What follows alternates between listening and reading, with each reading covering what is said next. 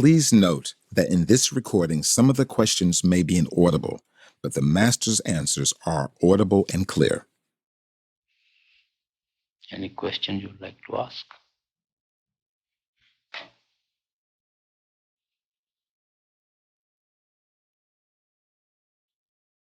Yes.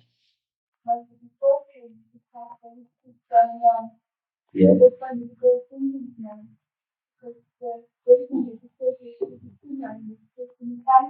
I can understand that problem, you see, because it happens with many people. They are so used to doing breathing exercises. Pranayama is same thing. And then they try to synchronize Simran with the breathing. Then it creates a lot of complications sometimes. So you should forget about absolute breathing at all. Don't try to synchronize it. Try to get rid of this habit.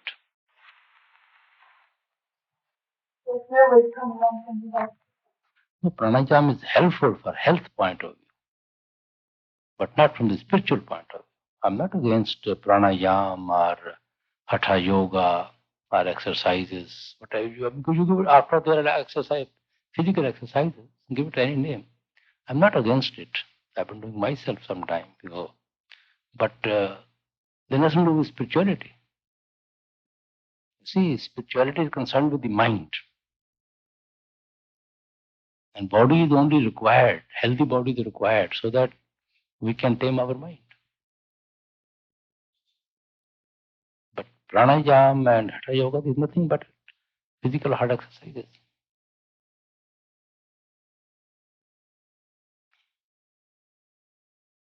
Yes.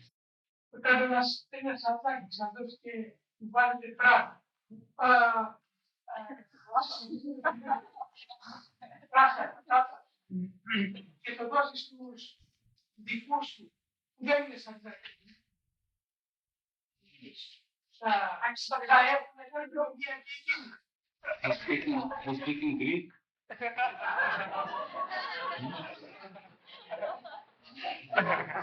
Pardon? Ask you whether it's the same for a society and a non-society to eat prasad. That is whether we should share our prasad with non-Sangis or not. We go to non-Sangi. You want to say whether we should share our prasad with non-Sangis or not.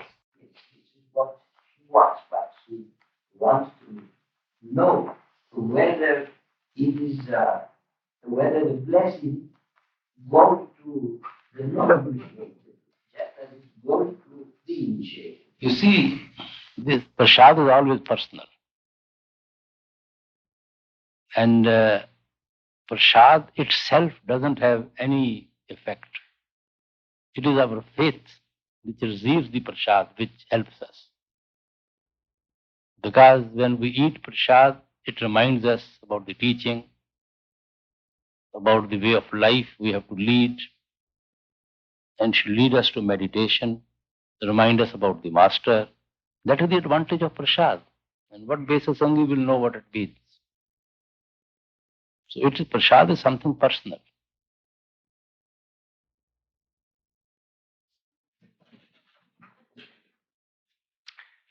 In India, when we don't understand anything, we say it's a Greek to me.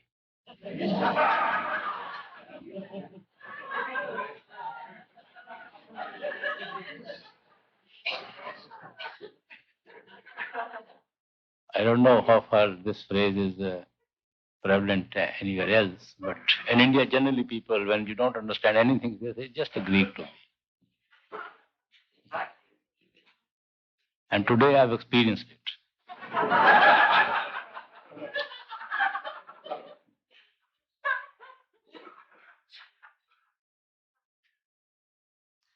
Yes.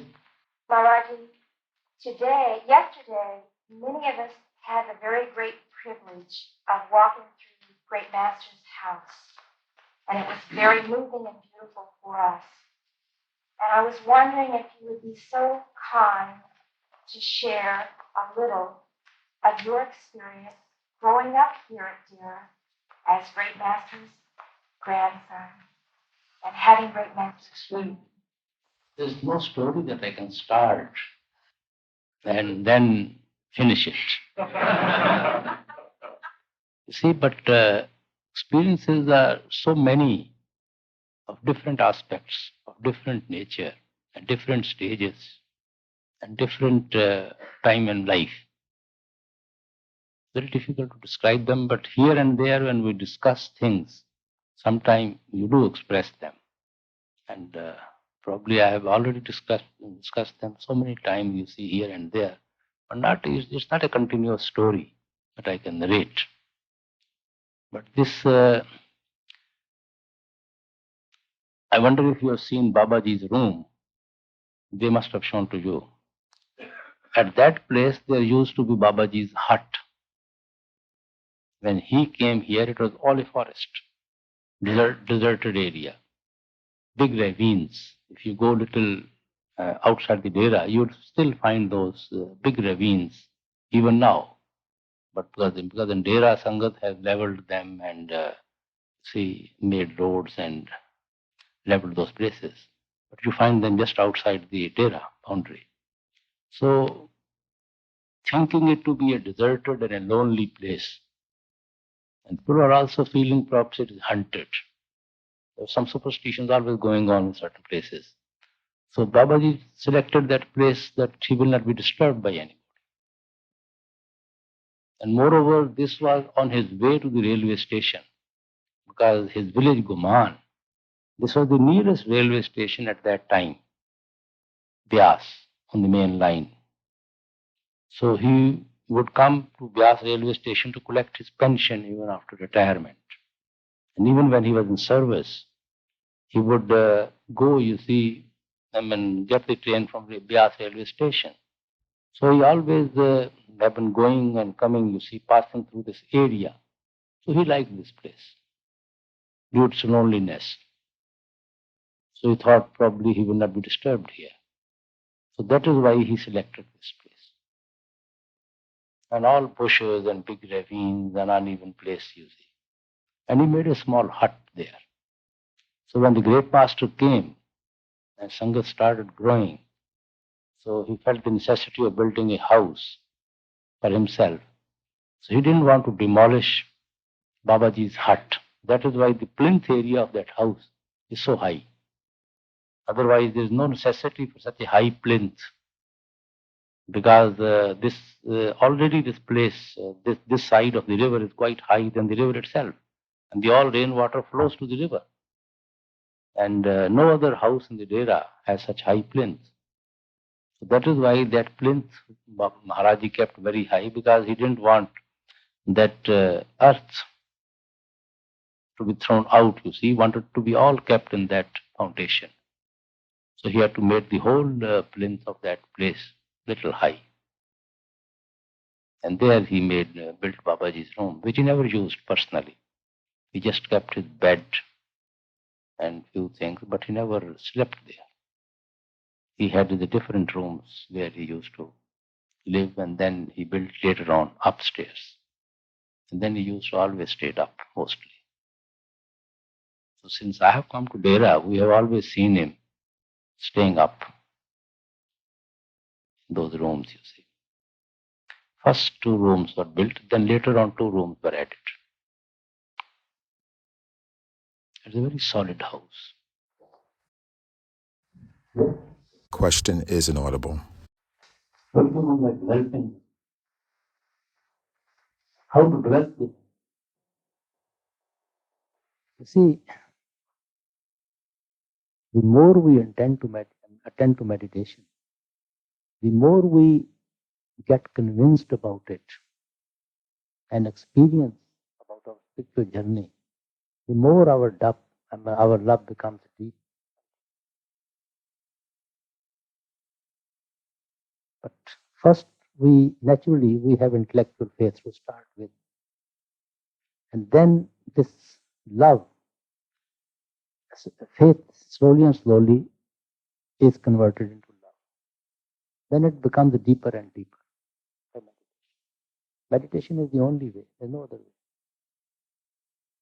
Meditation creates the love, it strengthens the love, It helps the love to grow, and to grow to become one with him.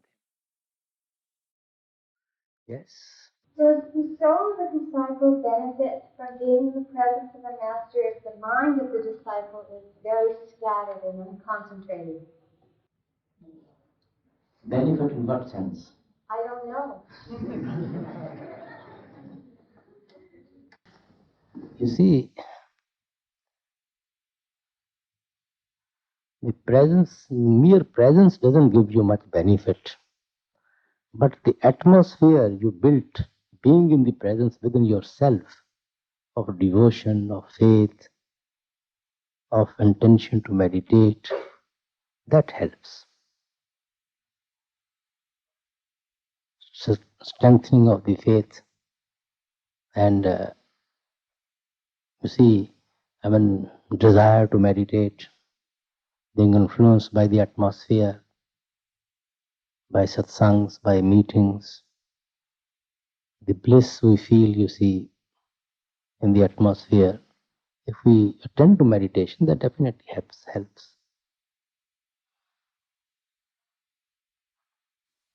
Yes? Master, could you explain what you mean when you say Rolling Stone gathers no moss? Oh. Well, it's very clear that Rolling Stone never gathers any moss. You see, what I was trying to explain, that one has to be one-pointed faith in meditation, in this path, to make any progress, for spiritual progress. If you have no faith what you are practicing, and you like to do anything told to you by anyone, this philosophy also I follow, this philosophy also I follow, I also follow this philosophy, and I have so many masters, then you see, it's just like rolling stones. You gather nothing. If you are one-pointed faith on the path, steady, unshaken faith, and you practice, then naturally, then only you make progress. That is what I was explaining Swamiji's Shabad, you see, from that. He was saying only this karni you have to do, only you are supposed to do this thing. And withdraw your consciousness to the eye center and attach it to the Shabad within. There's no necessity for you to do anything else at all. Your intellect won't help, your reading won't help, your going to the temples and mosques and churches ceremonially, these things are rituals, won't help you at all. But whatever, see that you're withdrawing of your consciousness and attaching to the Shabad, this only is going to help. So you must have one-pointed faith in that.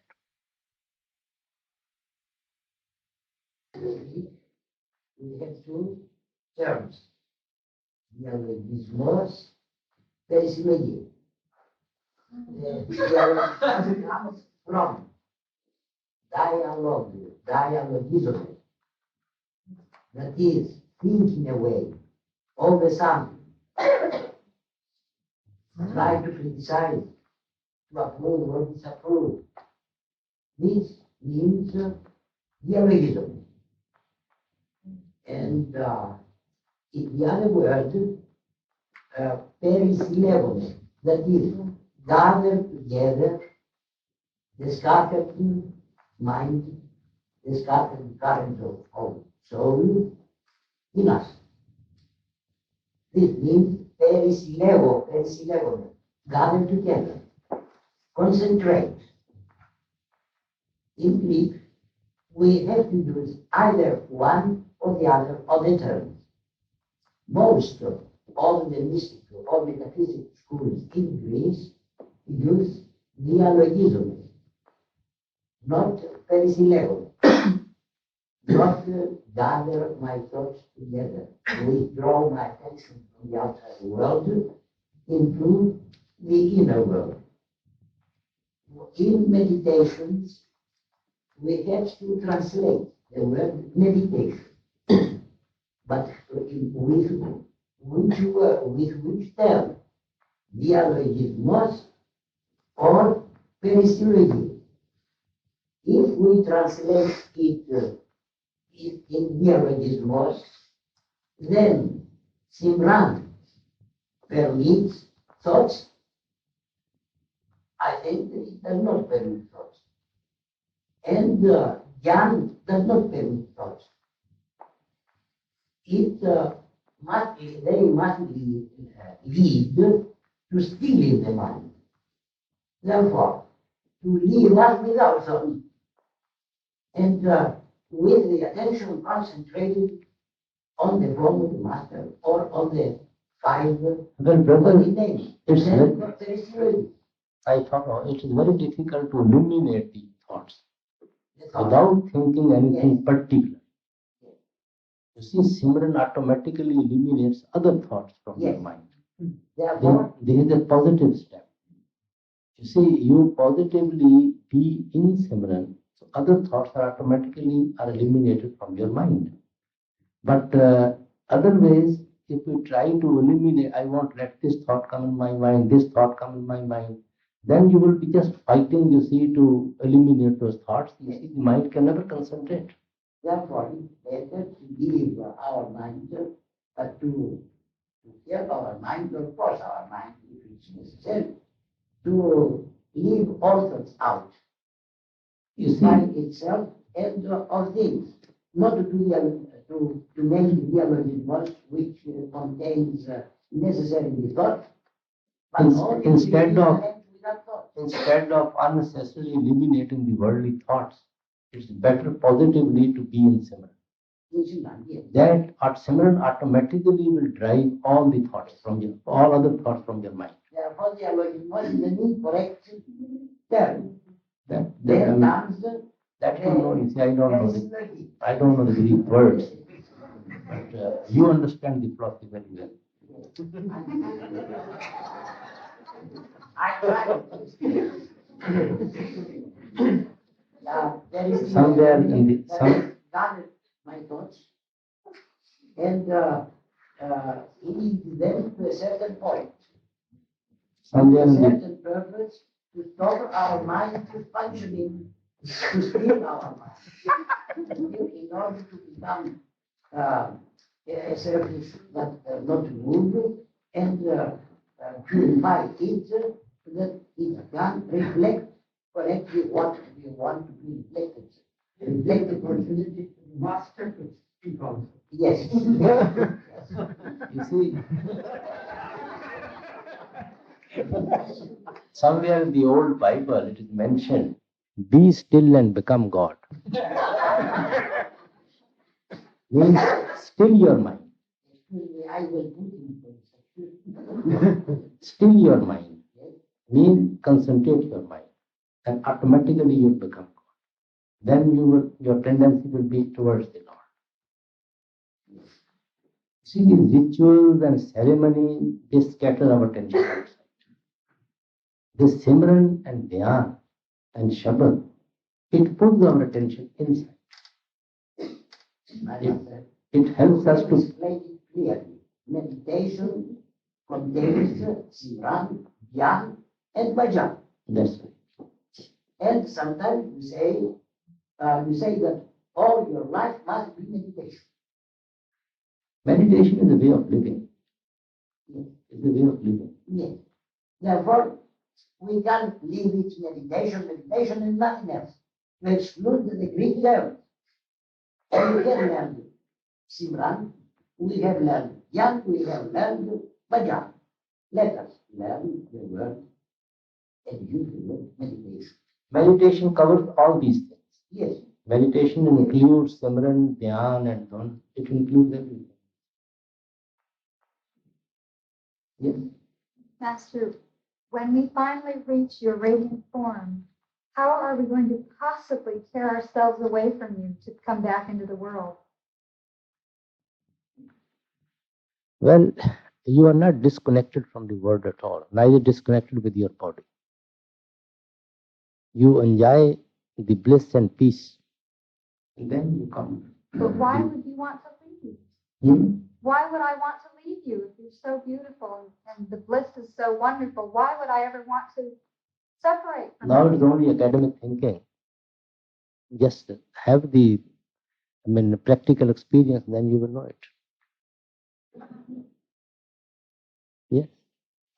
Another question about detachment from people, sort of, how should we live in relation to one another and to create a detached, How to detach ourselves? yeah, Hmm? yeah, how should we live in the world in relation to people? You see, We have certain obligations and certain responsibilities in the society. Certain obligations to some people, certain responsibility to other people. We have certain responsibility to our country, to our community, or to our family people. Obligations we have taken on our shoulders of our family and being a citizen and all that. We have to discharge all that as a matter of a duty.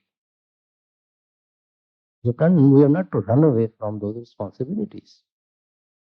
But our main attention should be towards the Father, towards the Lord. Only attachment will create detachment in us. When we are attached to something higher within, then automatically we are detached from this creation.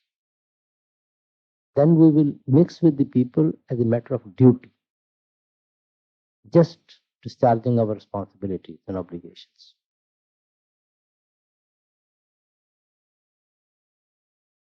You see, a manager also comes to an office, and the boss also, and the proprietor also comes to the office. But there's a difference in their attitude. He is not worried much about the loss or gain or anything, but the proprietor, the owner, he is concerned with the gain and loss and everything. The manager is only concerned, you see, that he works 8 hours, 9 hours, honestly and sincerely, and that's all. He doesn't get heart attacks, you see, if there's any. But the proprietor does. So similarly, we should think that nothing belongs to us in this creation. Everything belongs to Father. And we have been allotted certain responsibilities and duties which we have to discharge. As a matter of duty, we must discharge truthfully and honestly those responsibilities and duties. We are all actors on a stage. But actor always knows when he is acting that there is no reality in all what I am doing. I am only acting a certain part allotted to me. It doesn't align with the real situation. There are love scenes also on the stages. There are so many fights and quarrels. But neither he has hatred in his heart, neither he has any emotions in his heart. He is acting. That part has been allotted to him. And he is discharging his part very beautifully. You find even tears in his eyes, you find smile in his eyes. But still he is acting, he knows that nothing belongs to me. And nobody is dead and nothing is, I will not be deprived of anything at all. When he gets from the stage, there's no connection with anybody. That attitude we have to develop. We have a certain karmic responsibilities which we have to discharge as a son, as a father, as a husband, as a citizen, as a friend. But we have not to align ourselves so much in acting that we forget it is acting and we become part and parcel of them. Our problem only becomes when we become part and parcel of them. We meet so many you see, fellow passengers in a train. And if some passengers are pleasant, we have a very pleasant journey. But when your railway station comes, you just say bye-bye and get down. You never get so attached that you forget even to get down and go with him. You see, neither he comes down with you to the platform. But still, you had a very pleasant journey. So this is just In hotel, so many people come. You have such a jolly time. In the ship, you go sea voyages. So many people come from different countries. You meet, you dance, you are happy, you are playing. But then, the moment you get down, you forget about it. So that attitude we have to develop. And that automatically is developed with the help of meditation.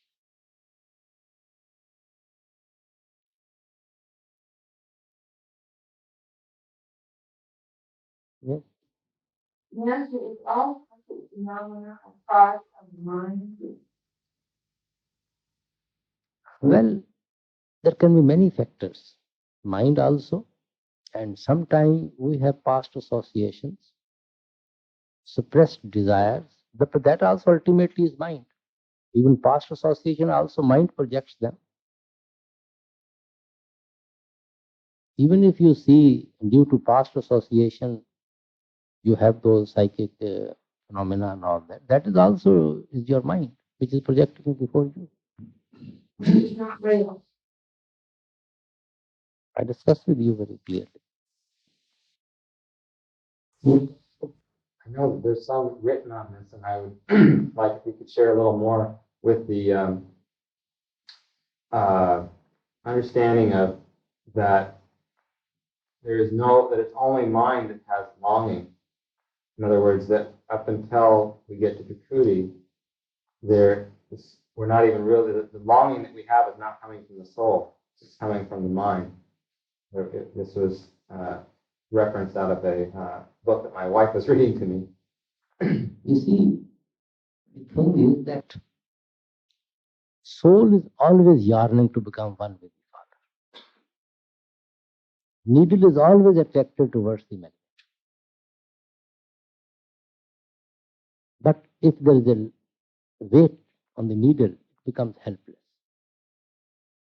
The attraction is there in the needle for the magnet, but it is helpless due to the weight. So similarly, inclination of the soul is always towards its own origin, the Father. It is full with love and devotion for him. But it is dominated by the mind. And it has become helpless due to the weight of karmas, which the mind has collected being slave of the senses. That doesn't mean the soul has no love for the Father. Soul has still the same love for the Father. But it is so much weight of the mind and karmas and the sensual pleasures over the soul, it is helpless. Now we have to create love and devotion in the mind for its own source. That is Tirkuti. Its own source. Mind is also not very happy being slave of the senses. Mind is fond of pleasures. So that is why it shifts from person to person, from objects to objects. It always changes, fond of varieties. Because it's fond of pleasure and is not satisfied anywhere. No pleasure satisfies the mind forever.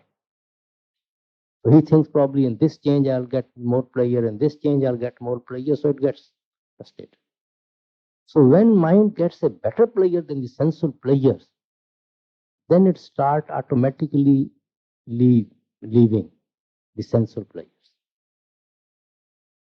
Then it gets into the taste of the nectar within. And it so much likes the taste within because it's fond of pleasure. So it pleases the mind. So it is now leaving the senses. So when that pleasure increases and increases in the mind, or say emotions are being built and built and built in the mind for that nectar, it starts progressing to its own origin. So then the moment it goes to its own origin, soul automatically slips out of the control of the mind. Then soul becomes whole. It has no covering. So the first emotions did start in the mind. Soul already is full with emotions and love for the Father. There's no question of creating love and devotion in the soul. It's only it has to be awakened from the weight of the mind and karma. Attraction for the magnet is always there in the needle. But only that weight is to be lifted from the needle. Thank you.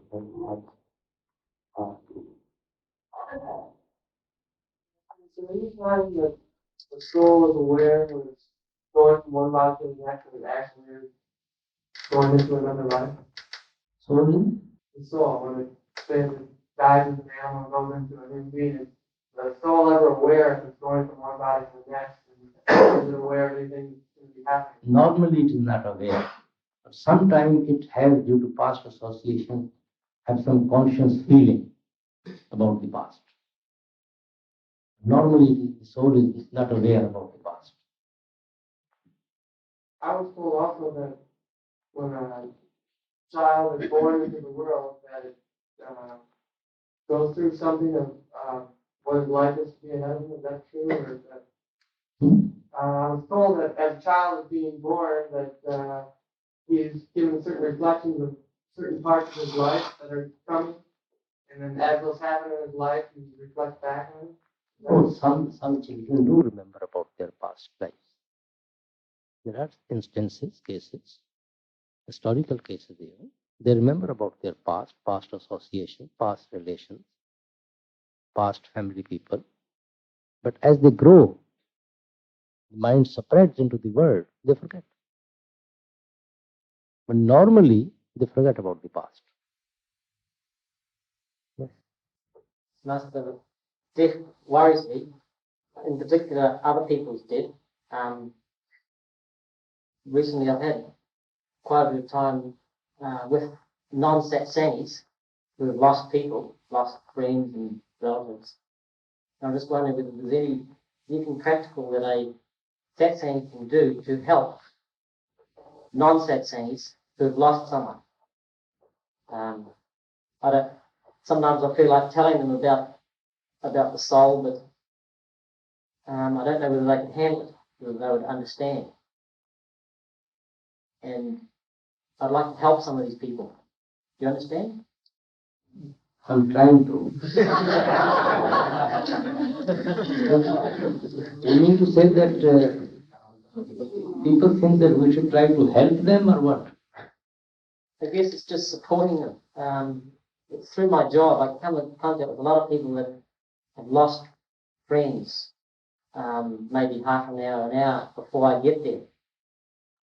I'm just thinking, as a satsang, is there anything that I can do to help them? Maybe there's not. You mean by becoming a satsangi, you've lost friends? It's a friend. 4 of my friends were killed recently, and their wives were very upset. Yeah. As a satsang, I'd like to support them, to comfort them. Yeah. Is there anything that a satsang can do? Why not? To do this? Why not? What? We are meant to help each other. If we can be of help to someone and can be useful to someone, why not? Why satsangi? Even non-satsangi, why not? Is there any way you could do it? Is there any practical way? Well, it depends on what way you can help and what you're capable of helping. That depends on personal situation. But humans are meant to help each other. We should stand by each other, help each other. I think, I'm sorry to be non-ignorant, I think our friend is trying to say not to help them financially or to help them, trying to explain what we have found through the master. He's trying to say, can we talk to them a little? When if they are receptive, you can talk about the teaching to them. Teachings are not confined to any few set of people. It is meant for everybody, but we should not try to force on anyone. If people you think are receptive to the teaching, are in a position to receive, there is no harm in sharing with them. If you think it can help them, why not? We have all come like that. From some source or another, you see, one has to know about the teaching. It definitely helps them to rise above their problem. Why is death so painful? Why is death so painful? The separation of the soul from the physical body. You see, meditation is nothing but a rehearsal to die daily.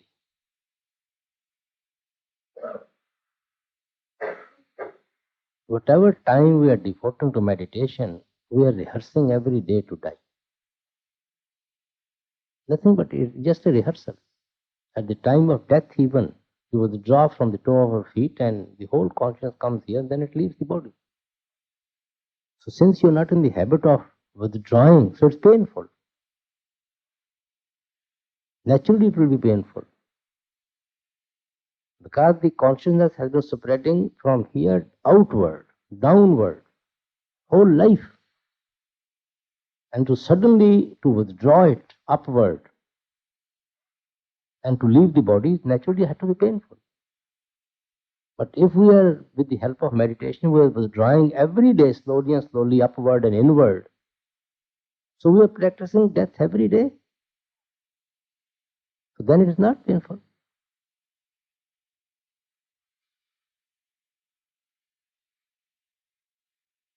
If you throw a muslin cloth, any cloth on a thorny bush, you pull it at once, the cloth will be torn.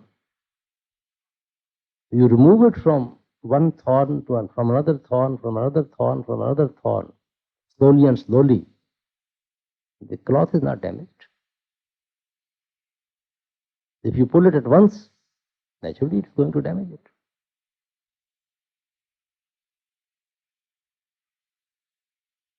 So whatever time we devote to meditation, we are slowly and slowly rehearsing every day to withdraw upward, inward.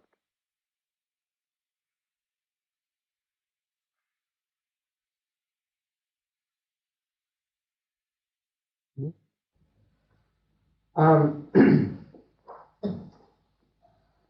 confused between what it feels like to withdraw and what and the feeling of losing circulation, or is it the same thing? Like sometimes I get in one position and I feel like I've lost the circulation in my feet or whatever, and they get real prickly. You can change. Yeah, I'm just wondering what the. I guess I don't have an experience of what the withdrawing, what the feeling is like to be withdrawing. Withdrawing, I tell you, sometimes you are sitting all alone thinking about some problem, absolutely absorbed in the problem. Your wife may be even shouting to call you, or anybody passes you. You just never hear, never notice. Where are you? Where are you? After all, you see, you are sitting there. Yeah, inside. Oh. And at the other moment, even a little voice at once gets your attention. You are the same person, sitting at the same place. So the same way, we have to withdraw ourselves. We have to become unconscious of the world, unconscious of the surrounding. It doesn't have to be physically painful. You may not even know even that you have withdrawn. It's not essential that it has to be painful. But when we sit in a particular posture, naturally it is a little painful to retain it. You can change it.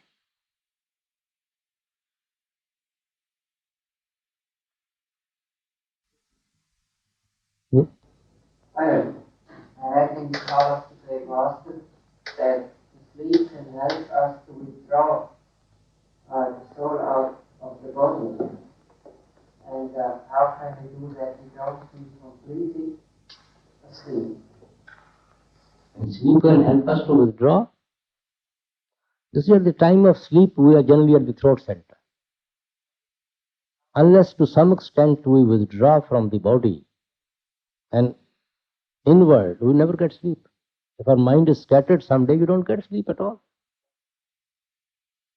Some sort of concentration is essential for you to sleep. Some sort of withdrawal within is essential for you to sleep. Otherwise, you never get sleep. Sometimes your mind is scattered, you are worried, you are thinking about the problem, your just sleep vanishes. You can't sleep. Because mind is outside spread now. So whenever you sleep, you are withdrawing to some extent within.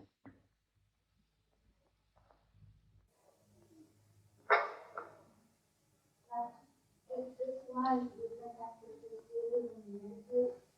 Yes, that's right.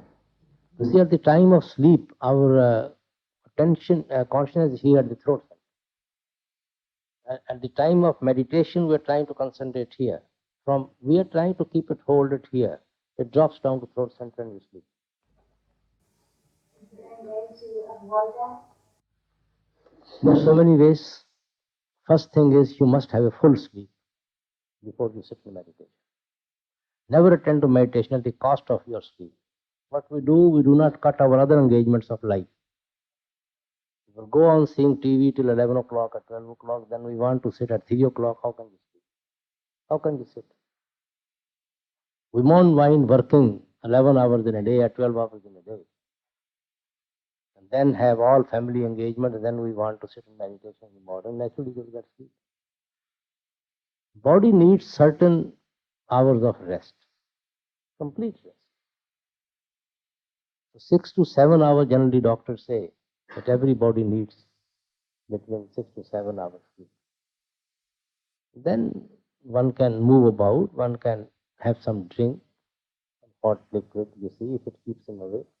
It varies with the individual, how you have to keep awake. How have you to arrange it? In order to reach your early form, what kind of sacrifice is really necessary to use worldly life to do that? Tell us what you do. And still, the question is withdrawing your consciousness to the eye center and attaching yourself to the Shabad within. That is the only sacrifice we have to do. For withdrawing to the eye center, you can imagine what sacrifices are required.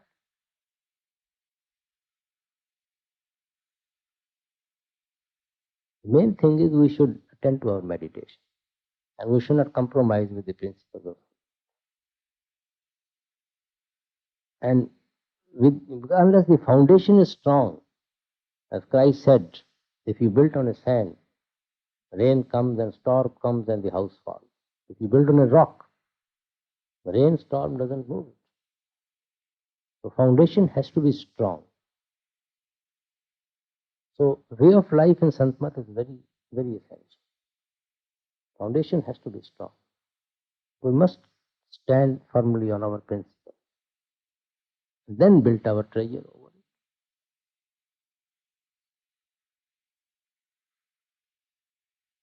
You see, in order to hold this ceiling and roof, you can imagine how strong is this foundation. If the foundation has been weak, this stand, you and I can't sit under this roof at all. So similarly, we have to build strong foundation for building that treasure and health.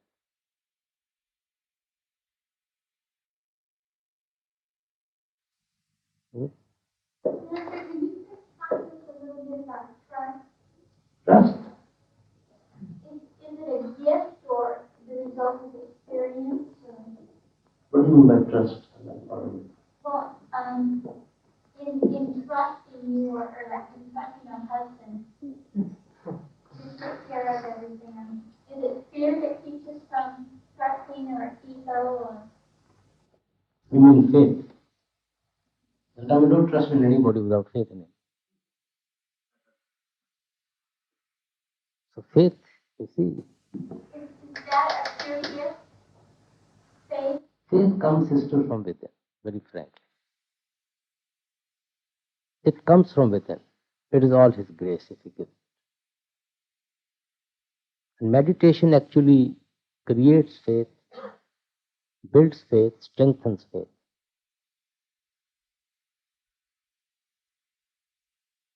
But the seed is sown by the Father. And when the time comes, your all questions are just dissolved. They become all meaningless. When the time hasn't come, you have all sorts of questions on philosophy, on thought, and this and that. The mind is not steady to follow anything. But when His grace comes, all those very questions become meaningless to us. Something happens from within. We don't know. We can't analyze it.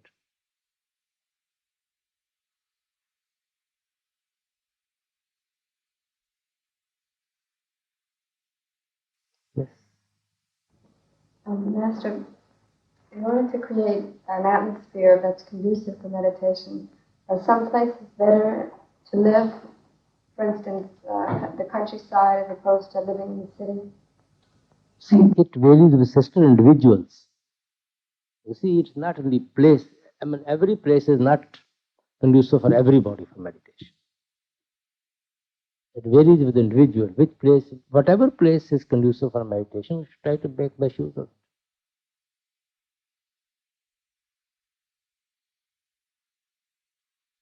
Some people feel so lonely, you see, in forest and all that. Their whole mind is running always to the cities and to families and all that. And how can they concentrate in meditation? Some people being in the family, they are just not in the family. You have to build your own atmosphere for meditation.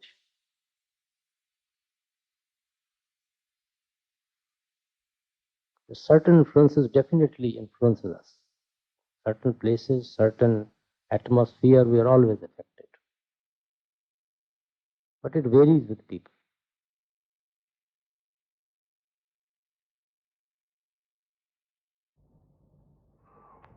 Yes.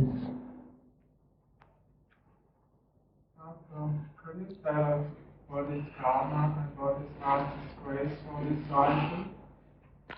What is karma? And what is master's grace for disciple?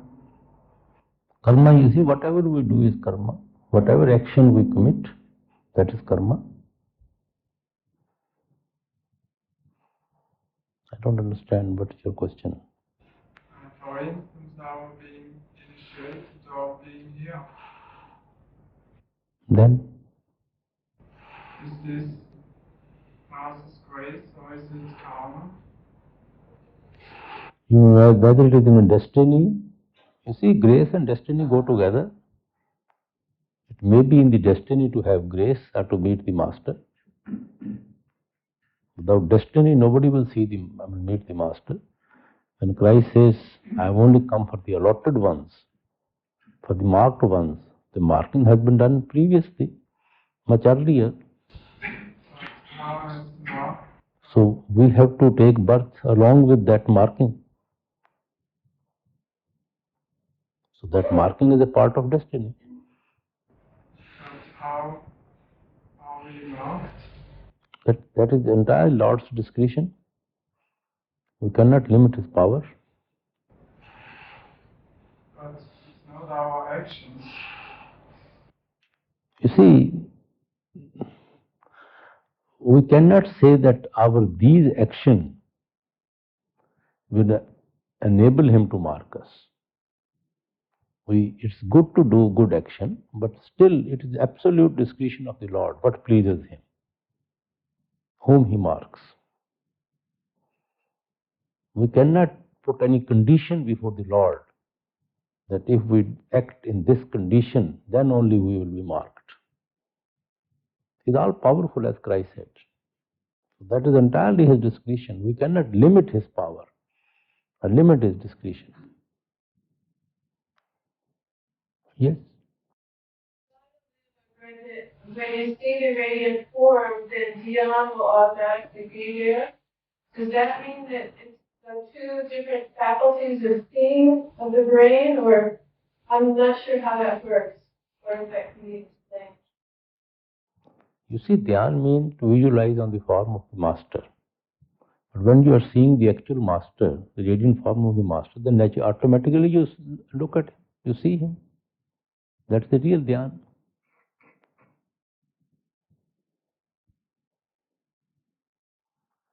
That practice we do of dhyan is just to hold our mind there, because it becomes difficult to hold the mind in the vacuum, in the darkness.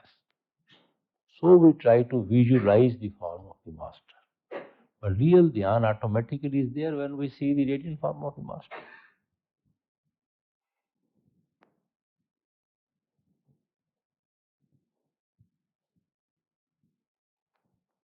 Yes.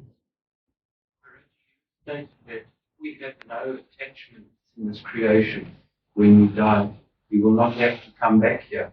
But what happens to all the karmas which we still have to account for? You see, I never said that you go back to the Father.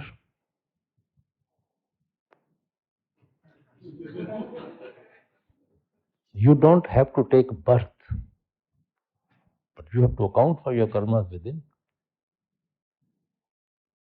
As Christ said, there are so many mansions in my Lord's house, and I'm going to prepare a place for you.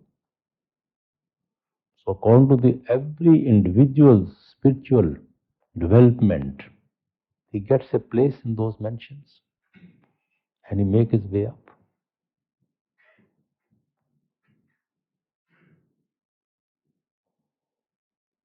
Yes.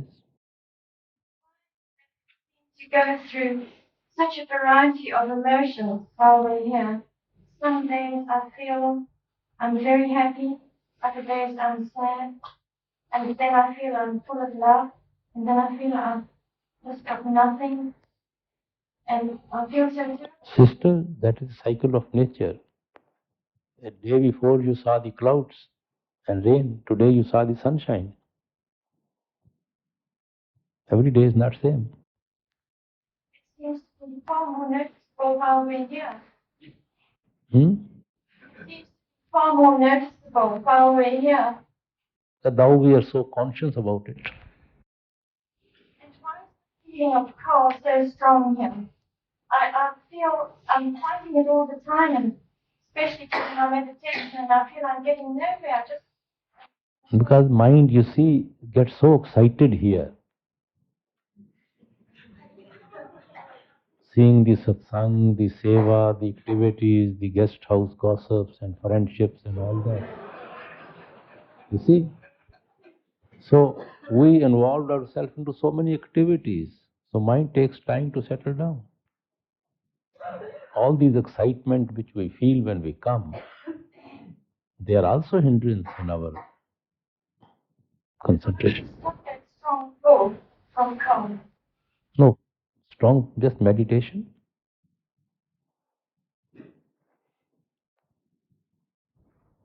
Yes. On that same line, you tell us to laugh our problems away. Pardon? Along that same line, you advise us to laugh our problems away, to be happy. You see, it is not a calculated laughing. You cannot calculate happiness. It has to come from within. No question of laughing over the problem. You have to rise above the problem. You automatically laugh if you are not affected by them. Artificial laughing doesn't take you anywhere.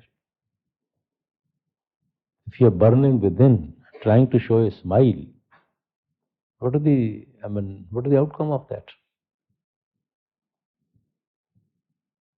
We must be happy within. Yes. Today, we're talking about the mind and spirit. 2 days ago, we were talking about the effects of age on memory. I've seen several people, as they've gotten much older, become very feeble-minded, forgetful, and sometimes turn from the path in their old age prior to death. What's happening to the soul of these people? What are the effects of the soul of becoming feeble-minded and losing your memory and turning away from the path at that point in time? You see, whatever progress you make within, spiritual progress, it doesn't go by losing the memory. That progress is within. It's not something physical. These are our physical faculties which are going, which don't cooperate with us. But that soul doesn't become feeble, doesn't become old. Experiences of that mind and soul within.